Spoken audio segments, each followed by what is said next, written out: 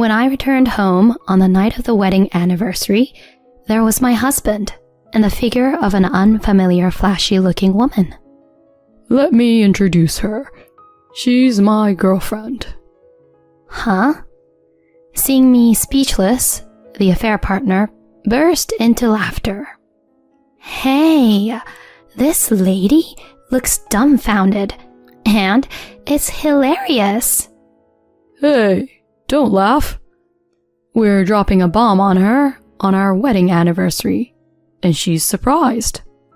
The two of them, with vulgar smiles on their faces, I finally opened my mouth. So, what's the deal with that girlfriend of yours? Get out of here. We'll be living here, me and her. You're useless here. Pack your things and be gone by tomorrow. Why are you suddenly saying this? Do you think I'll agree to that? Hey, haven't I said enough? I'm tired of seeing your gloomy face. Don't interfere with us, ugly. At that moment, I heard a sound like something inside me had snapped. Yes, if that's how you're going to talk, then I won't hold back anymore. Are you too shocked to even speak? It's understandable.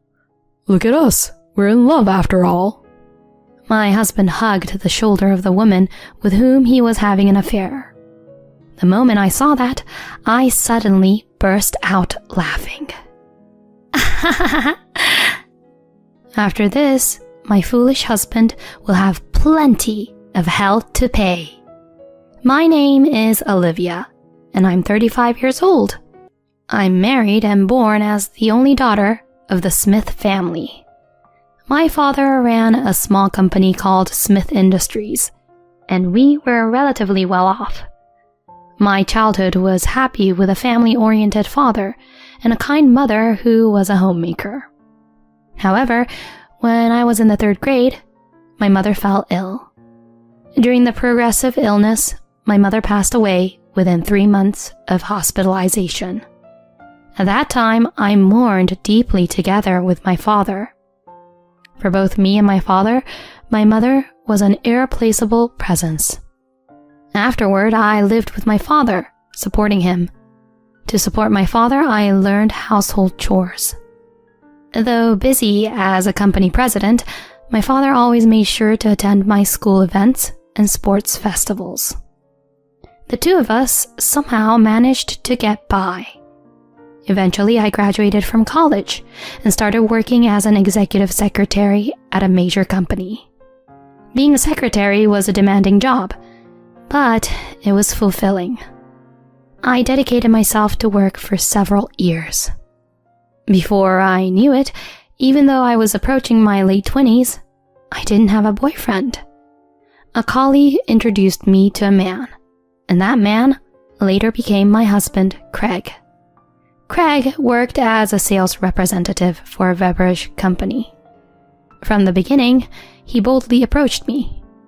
For someone with little experience in romance like me, it seemed like he was a dependable and masculine presence. We started dating. A year and a half later, Craig made the long-awaited proposal. Olivia, please marry me. I'll definitely make you happy. Thanks, Craig. I'm glad.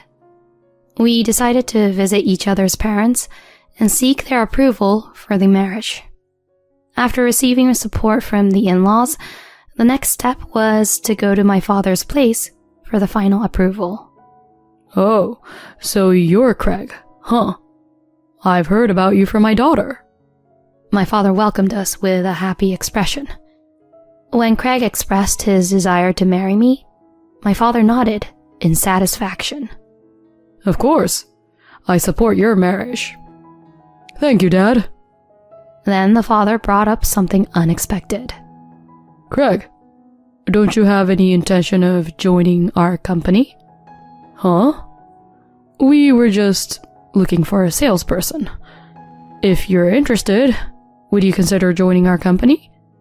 I'd like you to work with us as the successor. Me? As the successor? Craig's eyes sparkled with excitement. My father had always said, "A president undergoes significant hardships, so I'd prefer to have a son-in-law take over if possible, rather than my daughter." In response to such words from my father, Craig lowered his head. "Dad, please. I appreciate it." "Is that so? If you're coming, I promise you a good position. I'll make sure you're well taken care of." And so my marriage and Craig's employment were decided at the same time. Afterward, we had a wedding ceremony and started living in a house located between our workplaces. However, despite both of us working, Craig didn't contribute to household chores. He didn't throw trash in the bin, left clothes scattered, and didn't even bother to wash the dishes after eating. Initially, I did everything, attributing it to the honeymoon phase. But after a few months of such a lifestyle, stress began to build up. I finally spoke to my husband. "Craig, can't you help with the housework a little? We're both working, and it's not fair for me to do everything." Craig, lying on the sofa and looking at his phone, responded casually. "Huh? Why can't you continue doing it like before, Olivia?" "Huh?"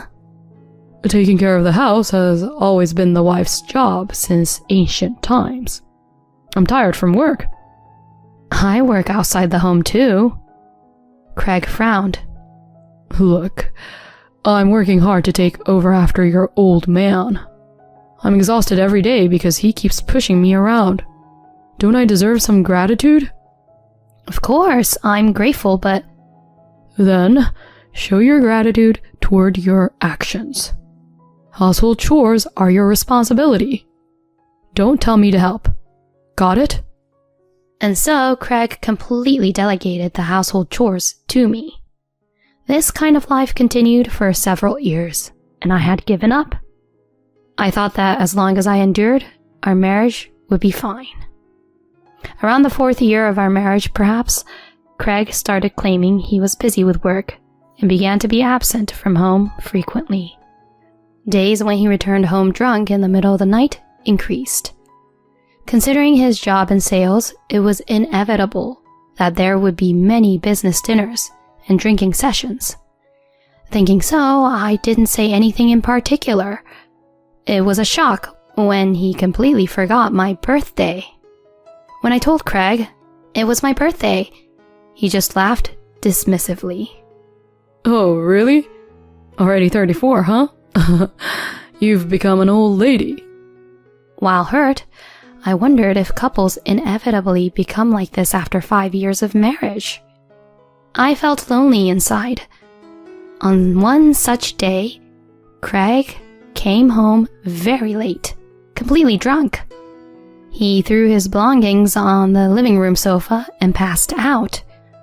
Watching him with exasperation, I picked up the scattered items. Then, Craig's phone slipped from his hand and fell with a thud on the floor. When I picked it up, I was astonished. There was a text message notification on his phone. "Craig, thanks again today. You were great again. So, I can't stand up yet. Let's meet again soon." The sender's name was Christina. Shaken but determined, I placed Craig's phone on the table. Does this mean what I think it does? Unbelievable. I have to investigate. So I decided to hire a detective to look into Craig. A few weeks later, on our 5th wedding anniversary, I finished work and opened the front door of our home. There were Craig's shoes and unfamiliar woman's heels. Confused, I raised my head, and I instantly froze. Craig and an unfamiliar woman were standing in front of me grinning. The woman had flashy hair, wore a miniskirt, and her cleavage was visible. She appeared to be in her mid to late 20s.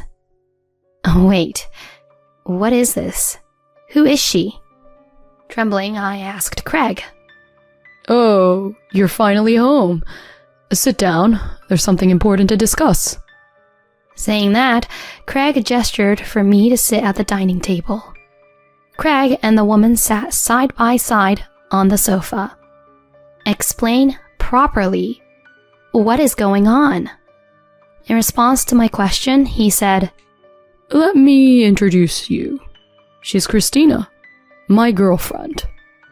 Huh? Seeing me in shock, Christina burst out laughing. Seriously, this old lady is dumbfounded.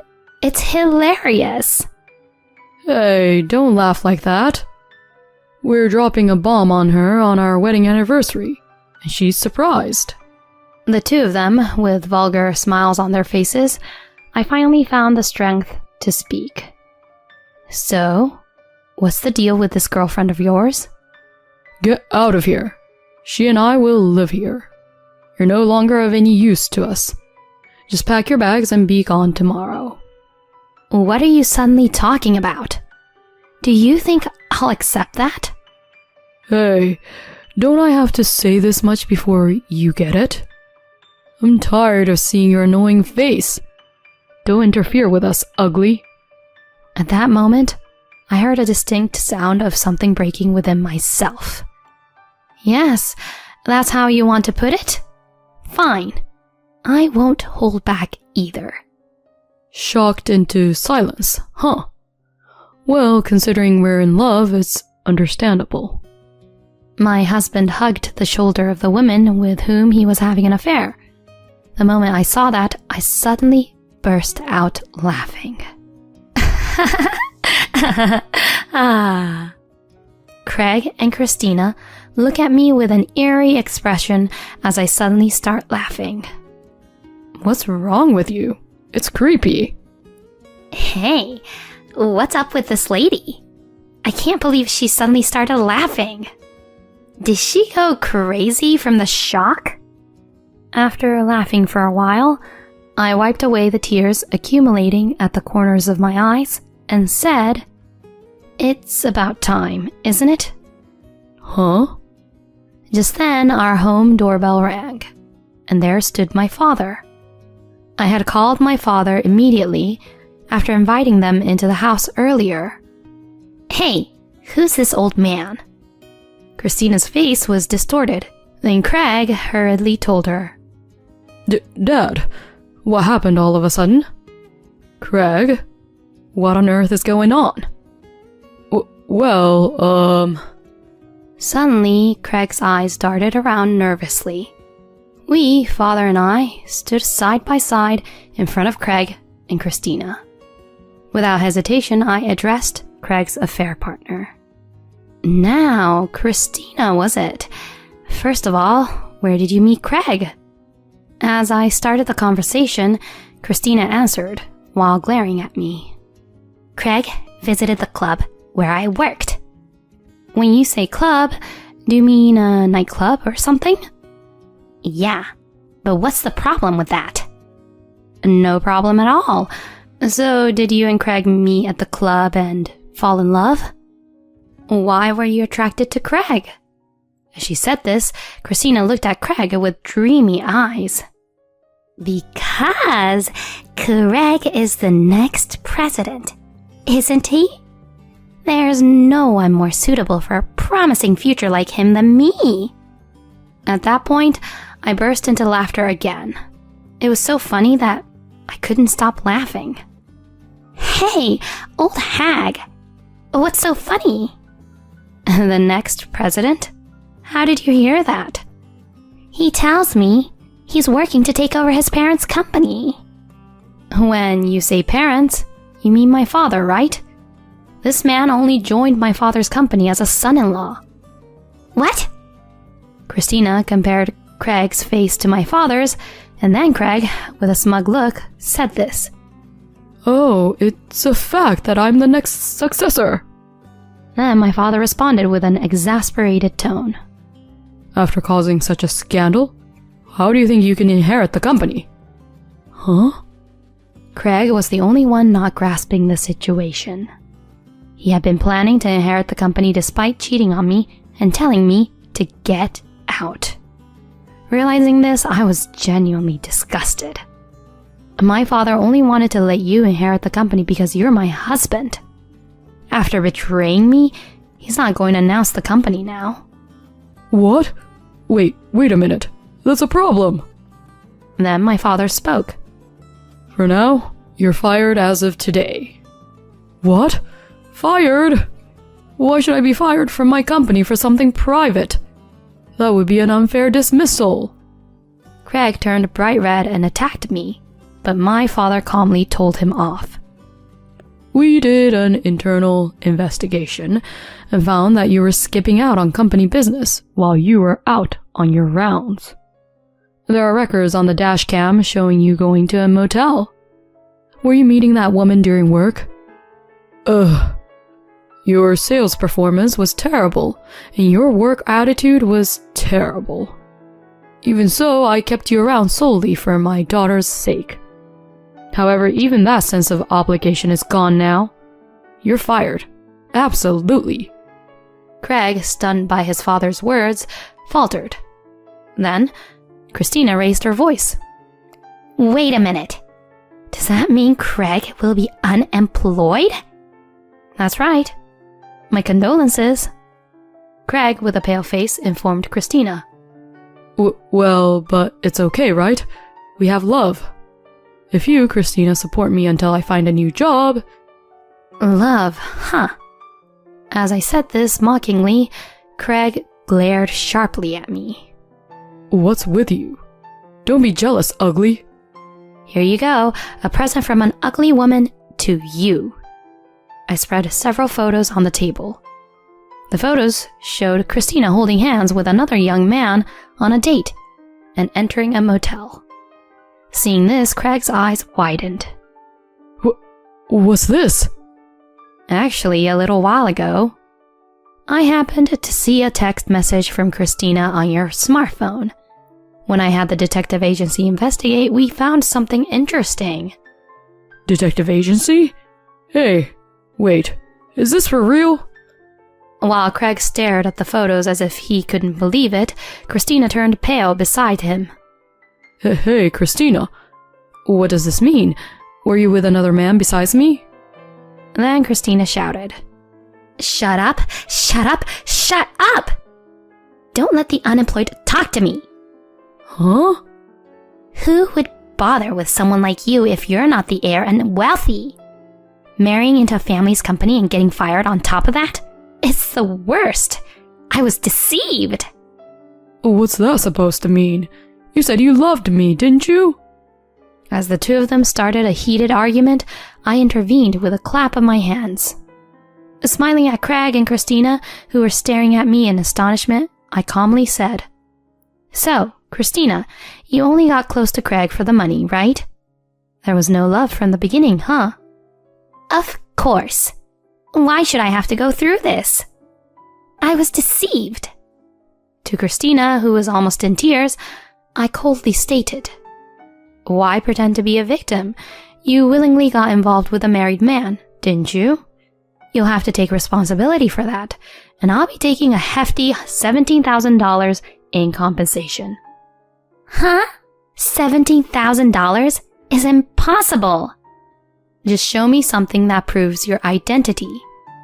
As I asserted, Christina turned pale and took out her driver's license. I quickly noted down her address and real name.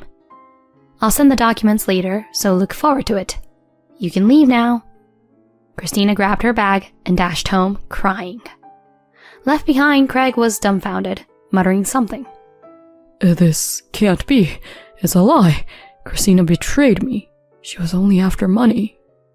You seem to be in a lot of shock. Before anything else, don't you have something to say to us? When I inquired, Craig's expression changed to a startled one, and he crumbled on the spot. I was wrong. I was deceived by an awful woman. I truly love only you. So please, let's go back to how things were. As Craig said that and glanced at me, my father clicked his tongue. How ridiculous. He passionately claimed to love Christina just a moment ago, And now, as soon as her infidelity was exposed, he completely flipped? Taking a deep breath, I angrily confronted him. Who do you think will accept you back to the way you were? We're getting a divorce. We have evidence, so I'll make sure to collect a hefty alimony. Be prepared, you worthless man. As Craig shrank under the stern gaze of a fierce me and my father, he promptly fled from the scene. Later on, the divorce between Craig and me was finalized. I managed to secure all of our shared savings and a $20,000 alimony. Naturally, I also claimed alimony from Christina. When she pleaded that she couldn't pay, I threatened legal action, and she quickly transferred the money. True to my father's declaration, Craig was fired from the company. It seems he also broke up with Christina. Contributing to Christina without saving much, he resorted to borrowing money to pay the alimony owed to me. Now he has moved to a rundown apartment and works day and night to make ends meet. Craig has lost everything: the seat of the next company president, savings, and his partner. On the other hand, I apologized to my father for the trouble caused by Craig. In response, my father reconsidered his stance and said, "Observing how you handled this situation, I thought you could take over the company. I strongly request you to consider it." I am currently studying various aspects as the potential successor. I want to dedicate myself to my work from now on, while brightly carving out my own life.